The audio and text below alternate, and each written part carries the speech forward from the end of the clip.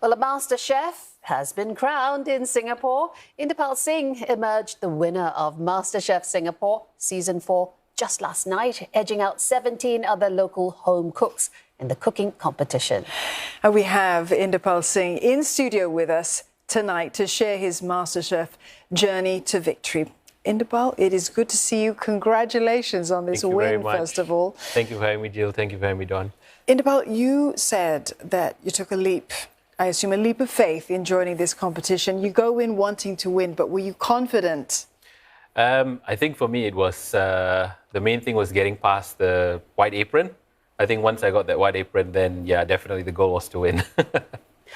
That moment that we're seeing on the screen, where you lift that trophy, what was going through your mind at that second, and how have you been celebrating since? Well, I've been celebrating doing a lot of interviews, so that's new for me. That particular moment, it just absolute euphoria. I've never experienced anything like it. I don't know if this is how football players feel when they will lift the trophy, but yeah, pretty close. Perhaps, yeah.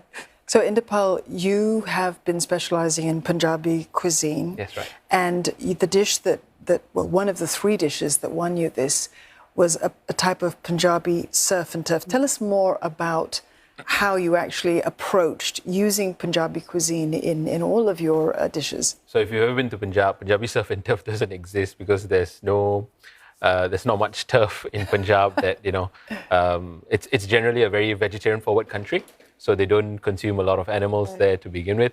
So my idea was a dish that has been adopted now into the way it has formed in India. It's like a fish pakora, so that is known as Amritsari fish, and the turf portion was going to be the land, and so potatoes, so the potato cutlet. And then I did it with chaat. So chaat is this like explosive street food with a sweet chutney, spicy chutney, as well as yogurt. So when you mix it all together, that's like a lethal combination. Right, wow. Well, you've actually got that dish with you today? Yeah. No, I actually didn't do the chaat for you guys. I actually have done a version of the main course dish, which is the prawn meti, which is the fenugreek prawns, with the pulao as well as the carrots. And I did it with a little bit of pomegranate and pickles for you guys to try. Right, wow, it looks absolutely amazing. It smells absolutely amazing. From all the way over here, I can smell that dish. You know, the competition had you pit your skills against a myriad of people. Yeah. You know, like yourselves, you had others who left their jobs, to come in to this competition. There were engineers, lawyers. You, on the other hand, were a home-based F&B business owner. Yeah. Did that give you an edge, perhaps, in any way, or?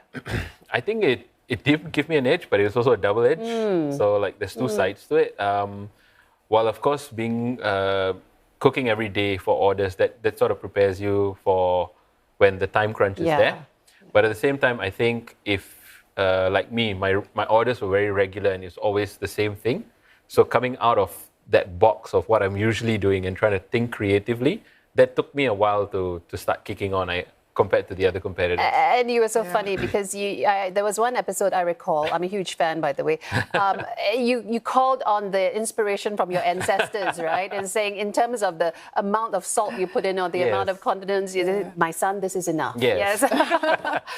So you had a lot of cultural inspiration as well, and family support. Yes, 100%. Yeah, you're always asked to elevate your dishes. I mean, that's at least what the judges are asking of you. I mean, how did you manage to do that? I mean, what to you was an elevation of the taste? So to me, like you just said, I think the biggest elevation that you can do, you can have all the fancy plates you want, but at the end of the day, it comes down to taste.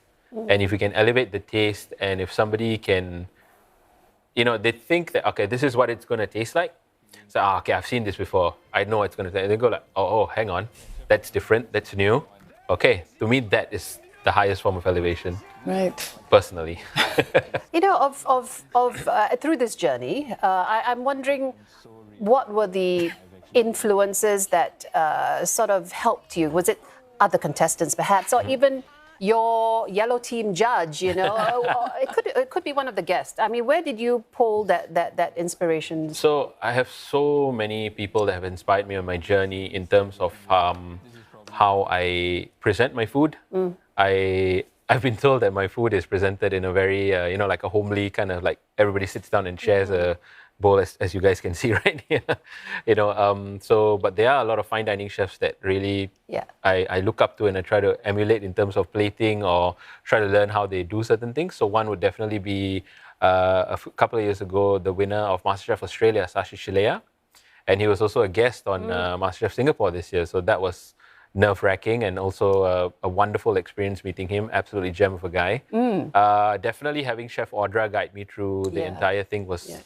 I think having Chef Audra as my main judge was something that the other teams didn't have because she's actually been in the competition. Right.